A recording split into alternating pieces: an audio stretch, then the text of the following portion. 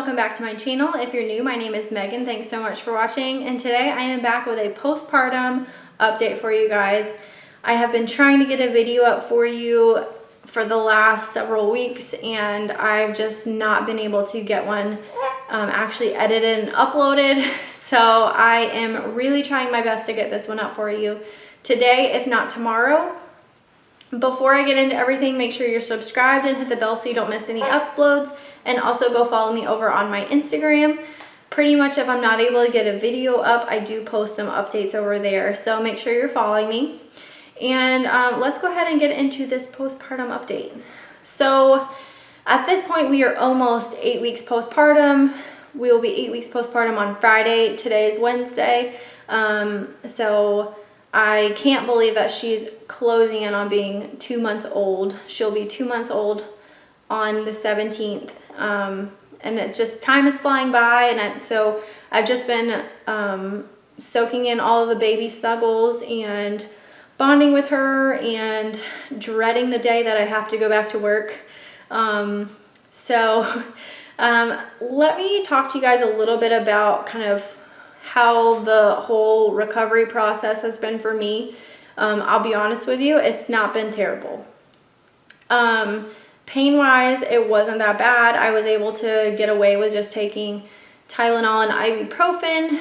Now, I will say in probably like the first 2 weeks, I was on a time schedule and I was like counting down to my next dose. But between like 2 and 3 weeks, I didn't need it as much, so I didn't find myself like counting down to my next dose, and I pretty much just like weaned myself off naturally. I only was taking it if I needed it, so really it wasn't that bad. I did have to have a 1 week postpartum checkup with my doctor because of my blood pressure. When I left the hospital, it was not terrible, but it still wasn't great. So they did have me do the 1 week visit. And at the 1 week visit, my blood pressure was awful. It was like 140/90. But I think that was mostly just like the stress of having to drive like almost an hour and a half to my appointment, and then Celie screaming in the car for the 15 minutes before we got to the office, and then her feeding but then screaming again once we got into the office. She just didn't want to be put down, so I ended up feeding her for the entire length of my appointment. But luckily that turned out okay. My doctor didn't feel that I needed to be on blood pressure meds, just based on what my blood pressures were that I had taken at home. My blood pressures were much lower, like in the 120s over 80s. So she felt good about not putting me on anything, which I'm really thankful for, because I hate taking medicine, so I only take like the bare minimum of what I need. So my incision healed up really nicely. It took probably 10 days for the glue to come off. They did do like the internal dissolvable sutures, and then they did the glue on the top layer. So once the glue came off, pretty much everything was healed, but I did have a stitch sticking out on one of the ends. And so they told me to just leave it alone and let it fall out, which it took like until I was 4.5, 5 weeks postpartum for that stitch to come out. And then that healed up really quickly. So my scar doesn't look too terrible. It's pretty thin and it's pretty low down, so I don't think that even like in a bathing suit you would see it at all. And I'm really lucky that my scar is not super sensitive. I've had a lot of C-section mamas tell me that theirs were super sensitive for a long time. Like having anything rub over that area was very painful, and that just has not been my experience with it.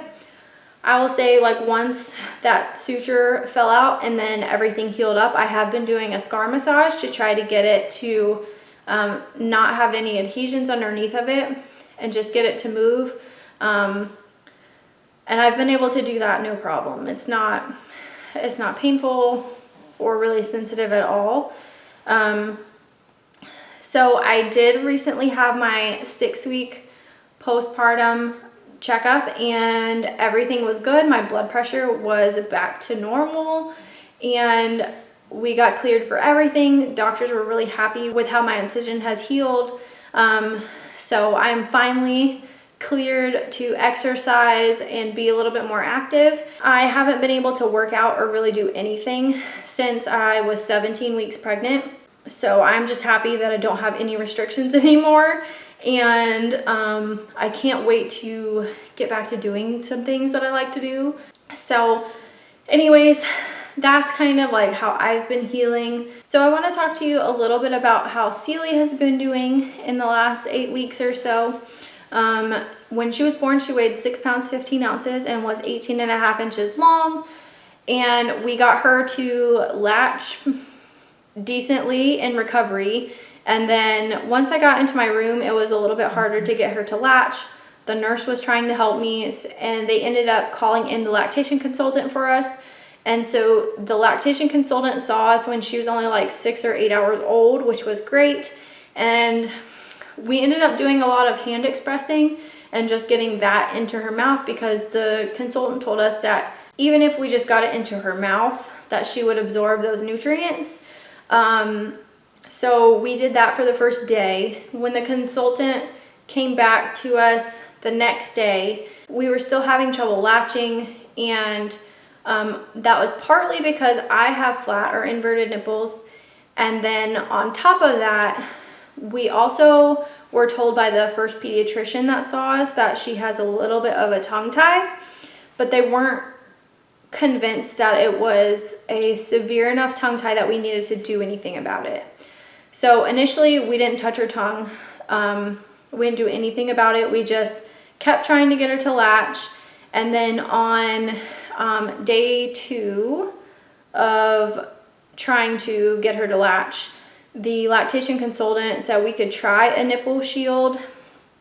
And so we ended up doing that. She was able to latch really well, and really we didn't have any troubles getting her to latch with the nipple shield. And then my milk came in the next day, so she was getting plenty. And then we were discharged on Monday. So our C-section was on Friday, we were discharged the following Monday, and then that Tuesday we had her first pediatrician's appointment. And the pediatrician that I picked is also a lactation consultant, which is one of the reasons that I picked that pediatrician, just so that I could make sure I had some support as far as breastfeeding goes without having a pediatrician trying to push formula on me if we didn't really need it. So when we went to our first pediatrician's appointment, she had lost a couple of ounces still, and she was a little bit jaundiced still. She didn't feel like we needed blood work at that point. And she also looked at her tongue tie again, and she wasn't convinced that we needed to do anything about it. So she had us come back in the next day to check her weight again, and then also to check her coloring. She wanted to make sure she wasn't getting more yellow, and unfortunately our doctor didn't feel like she could tell if she was less yellow or not. So she did have us go do outpatient stat bilirubin levels just to make sure that her levels weren't too high. She told us that if they were over a certain amount, that they would actually admit us to the hospital and have her do light therapy there. But luckily the levels came back just fine. But at that second pediatrician appointment, her weight actually dropped a couple of ounces.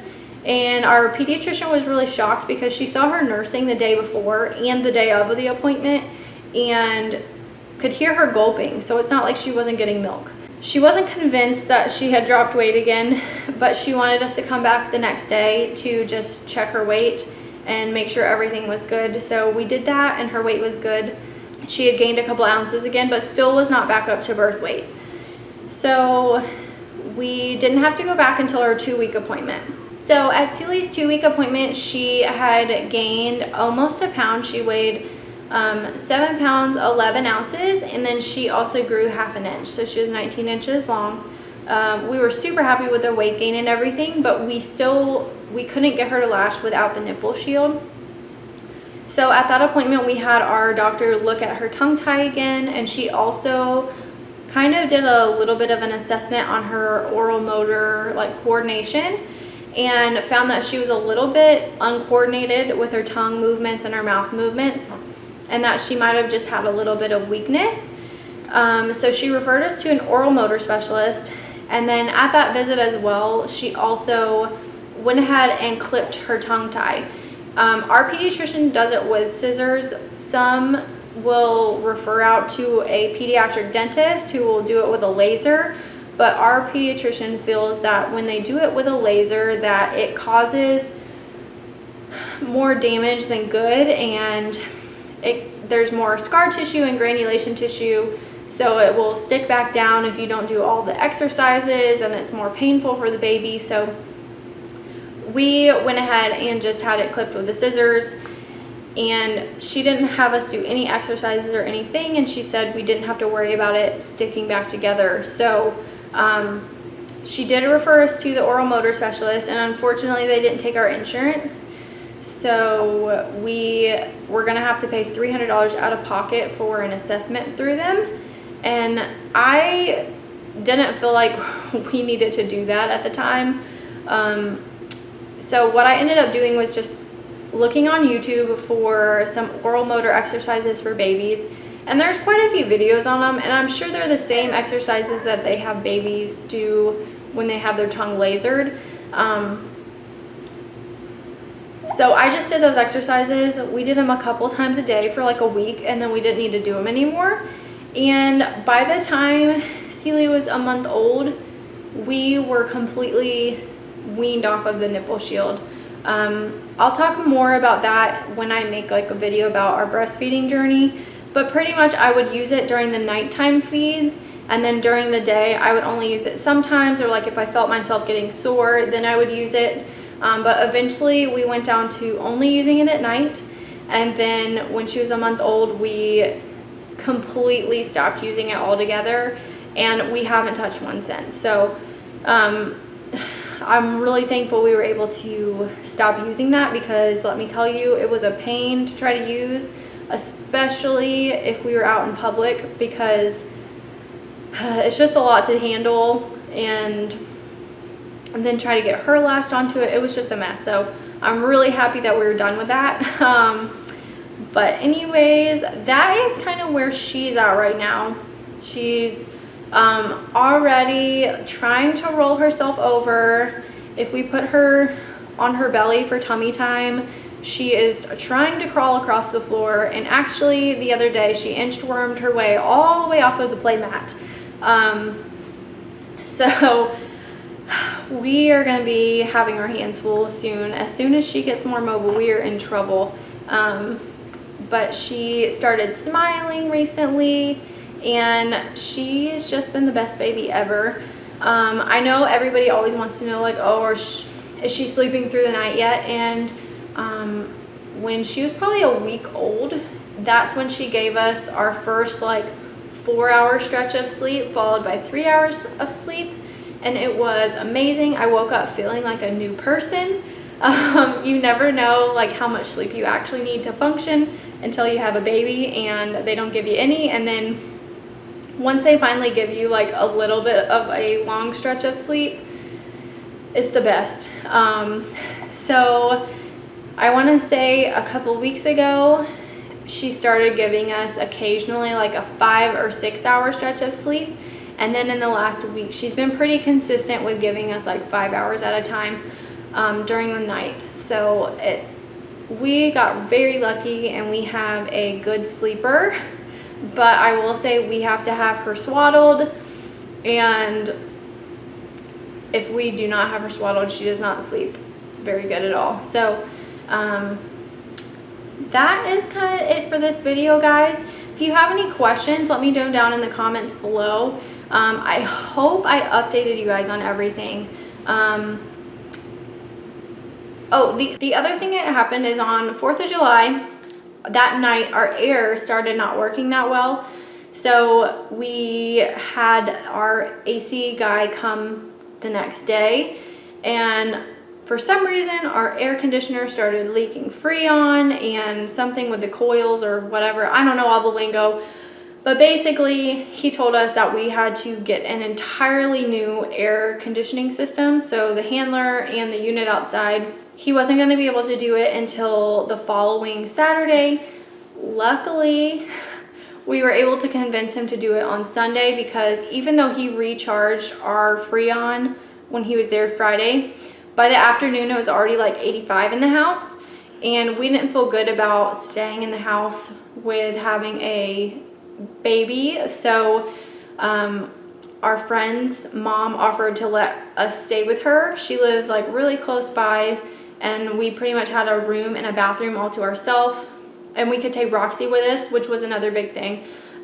We did have to go out and get a pack and play because we didn't have one, because she sleeps in the Halo bassinet. So the weekend was a little bit stressful. We had to kind of pack up a couple days worth of clothes and diapers and go stay at a stranger's house pretty much. I'd only met her mom like one time, so it was a little awkward, but it was fine. It worked out really well.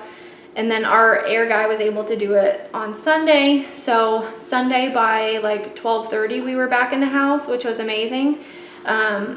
So anyways, that is kind of like all that's been going on. And little miss is about to wake up. So that's going to be it for this video, guys. Make sure you are subscribed and hit the bell so you don't miss any updates. And then also go follow me over on Instagram. And I will see you guys in the next video. Bye.